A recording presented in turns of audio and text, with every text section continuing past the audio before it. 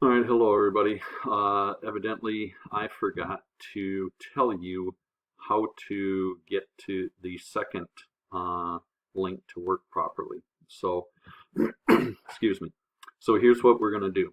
All right, just a short little video on what to do with this. So when you click here, right, this is for your transport, you get this, and it's not going to work. What you need to do is to go up here to your little lock button, and then it may say flash, or you may have to go down here to site settings. So in the site settings, you are going to scroll down and you're going to look for flash. Okay, so you're going to allow flash. All right, then come back up here, click on this, do a reload of it, and it should now work properly.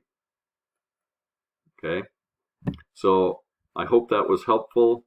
Now you can just click on those. If you run into this issue again with any of the other websites, please try to follow this same format. Okay?